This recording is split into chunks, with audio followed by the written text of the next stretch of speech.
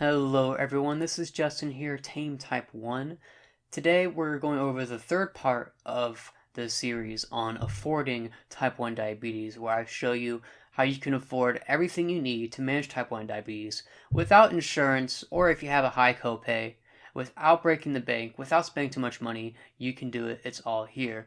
In this video, I'm going to be going over using R-Insulin, the cheap $25 vial insulin that you can find at Walmart. Now, you might go with this option maybe because you don't have time, you don't want to deal with all the extra stuff involved in the other insulin options I presented in my previous video, or maybe you're just curious. Maybe you just like to know more and have the convenient option that is R-Insulin in case you ever need it. Now, plenty of people actually use R-Insulin voluntarily when they have insurance, including me, because R-Insulin can actually be very useful. It can be very effective depending on how you manage your diabetes. If you know how to use R-Insulin, it can work well for you.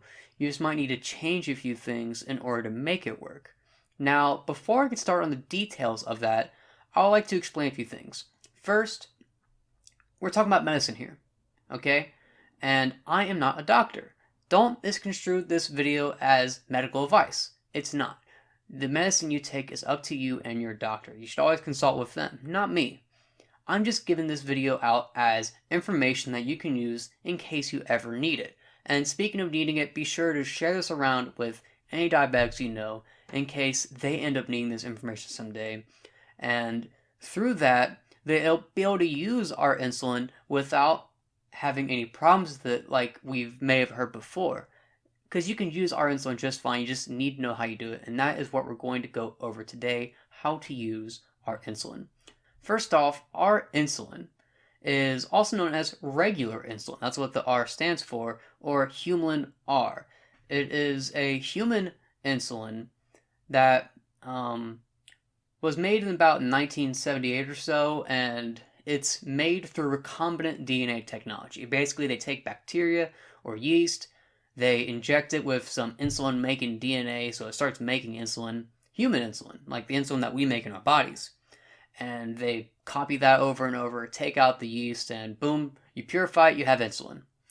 And it is an old insulin. It's not the oldest insulin. Insulin was made in 1923. But it is old enough that all the patents have expired, that the technology is old enough to where it's cheap to make. And now Walmart makes it. And because of that, it's now cheaper for you as well. You can find it at Walmart. It's the Rely On brand, Humulin R, or just R-Insulin, for $25 for a 10 milliliter vial. That's it, $25 out of pocket, over the counter, and in most states without any prescription. Now, one thing you need to be clear about with R-Insulin, the catch is that it's not a rapid-acting insulin like you might be used to. It's not fast like Humalog or Novolog or any of those other rapid insulins. It is a short-acting insulin. Now, ironically, if you're outside the United States, R-Insulin is also known as Act Rapid, even though it's not actually rapid at all. But nonetheless, it is not a fast insulin compared to these other insulins, but you can still use it for meals. You just need to know how to do it. Now, why would you want to use R-Insulin? Like I said before, R-Insulin is very affordable. It's only $25 a vial, and it's very accessible. You can just walk into a Walmart. In most states, except for maybe India and a few others, I'll have a link below showing what states you can get without a prescription, and you can get in most states without permission from anybody. You don't need permission from your doctor. You don't need permission from your insurance. You can just walk in any pharmacy, ask for insulin, and you have $25, boom, you get a vial of it. It is that easy. It's the easiest way to get insulin, honestly, for most states. And not only is it easy, but it can also be very safe and effective to use. You may have heard rumors or something that it's just a less effective insulin, or that it's a dangerous insulin, but it's none of these things. It's not inferior. It is just different. It works differently. If you don't know how to use R-Insulin, you're not going to be effective with it, like with any medicine. But if you do know how to use it, and you use it appropriately, then you can have great success with it. You just need to know how. Now, the first thing to understand about R-Insulin is that R-Insulin works much slower than fast-acting insulins. Like I said, it's a short-acting insulin, not a fast-acting insulin, and this makes a huge difference. And because of that, because of how slow it is, the timing is very different. You know, most fast-acting insulins you can take right before you eat, no matter what you eat. And it might not be perfect, but you're going to do a pretty good job of getting it back where you want most of the time. And most fast-acting insulins, they start pretty quickly, maybe about 15-30 minutes, and last for maybe about 3 hours tops, usually less. But our insulin is much slower. It takes at least 35 minutes to an hour to start taking in effect, and it can last for about 5 to 8 hours, depending on what you're eating. It's not only slower, it takes a lot longer to start, but it takes a lot longer to finish as well. And you need to keep this in mind when you dose for it, when you use it. So just to give a visual of it, I have this chart here showing the difference. So rapid acting insulin is the big green line, the really the really big peak, and these are the insulin you might be using right now. Insulin Lispro, asparglucine, these are just fancy words for Novolog, Humalog, and so on. They start quick and they end quick. Short acting, on the other hand, starts slower and lasts much longer. Again, you need to keep that in mind. Now, the last two, intermediate NPH and long-acting insulins, we'll go into the comparisons for that in the next video. When I go over NPH, just focus on those two peaks right there. And you can see it's a pretty big difference, right? You need to keep that in mind when you use this. Otherwise, you're going to be in trouble. Now, the way to best utilize that kind of peak, you might be wondering, well, how am I going to bolus effectively with this slower insulin when food makes my blood sugar rise so fast? Well, there's a way to do it, and it starts by changing the food you eat. Because our insulin is just too slow to deal with a high amount of fast-acting carbs from bread, sweets, and so on. If you have tons of carbs and you eat them very fast, like many people do, then the insulin's not going to be nearly fast enough to cover that, and your blood sugar is going to go way too high, and then later it might go way too low if you take a lot of it. Now, if you take the R-Insulin well in advance, you might be able to cover this, but it's not perfect. A better solution would be to just change what you eat and actually cut out those fast-acting carbs. R-Insulin can actually work very well with certain foods. So slow-acting carbs from non-starchy vegetables like spinach, kale, cauliflower, nuts and seeds, stuff like that. And it also works well with protein, from animal products, meat, chicken, eggs, pork, and so on, because protein actually has impact on your blood sugar levels, much slower than that of fast-acting carbs. So slow-acting carbs from very fibrous vegetables and protein make your blood sugar rise much slower, and that slow rise matches with the slow effect of our insulin much better than fast-acting carbs do. And basically, if you do this, you'll end up eating a very low-carb diet. And while diet might sound like a scary word, I mean, if you're down to the point of using our insulin, it's better to go on a diet where you cut out bread and you eat, vegetables and meat than it is to not have insulin. Priorities, right? If your option is our insulin, it's worth doing the right way to eat it in order to properly manage it. Now, you might be scared by that idea. I said diet, I said low carb, nasty, right? But when you think about it, again, fast-acting carbs from bread and stuff raise your blood sugar very fast. You can deal with this with most insulins, with the insulin you might be using right now, because it acts very fast. But our insulin cannot handle those fast-acting carbs as well. It's just too slow for it. It's just too slow. So instead, if you eat foods that make your blood sugar rise slower, like slow-acting carbs from fibrous veggies, from protein, then our insulin is going to be the best way to deal with it. Now, you might still be opposed to it. So let me just give a few benefits. I'm not going to stick in this too long because there's still more to talk about with R-Insulin. But if benefits of doing it this way, where you eat a certain way that works well with R-Insulin, is that you're going to have more stable blood sugar and you're going to use less insulin because you're eating less carbs.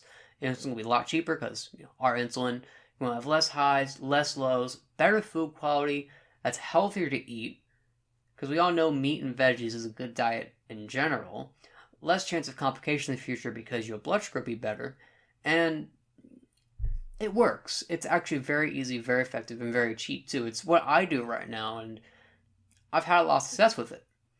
I've even got my A1C down to 5.3 using it. But enough about that. If you'd like to learn more about doing this kind of approach, please check out my other series on YouTube or Facebook, 3 Keys to Taming Type 1, where I go over all the steps in doing this, and you'll learn much more about it there. Now, just to drive the point home, here's a little visual of my blood sugars on, last Friday. It looks like I haven't eaten anything, but guess what? I did. I ate a big meal, a burger and an egg, no bun. And you can't even notice any sort of spike anywhere on there. And that is because I use R-Insulin and I use it effectively. I mean, when you look at that, you think, wow, maybe R-Insulin isn't that bad after all, if you're able to get such good results with it. Now, those aren't my results all the time, but it's usually around that. It's pretty good. Much better than most other people. So it can be very effective. Again, you just gotta know how to do it. Now, you might be thinking, no, you might not be convinced of that, and that's okay. We're still going to finish this R-Insulin tutorial, whether you change what you eat or not. You might wonder, can I use R-Insulin without changing what I eat? And the answer is yes, you can, but it won't be as easy. It won't be as effective as if you were to change what you eat. You'll have to know what you're eating hours in advance, because the R-Insulin works much slower than the high amount of carbs you might be eating. You have to know exactly when you're eating, so you can bolus far in advance, right? You can't just, fly by the seat of your pants. You gotta schedule it out. And even then, the timing won't be perfect, because you might bolus hours in advance and you'll eat, and the peak might be just right, but again, the R-Insulin is going to last longer than that peak blood sugar rise from the carbs. So while you can manage it, it's certainly better than not having insulin, right? It's certainly better than that. It's not going to be ideal, especially compared to the low-carb approach that I recommend. You can still manage with it. You just gotta keep how slow your R-Insulin is in mind. And in order to really hone down on using R-Insulin, whether you change what you eat or not, you need to test your blood sugar constantly.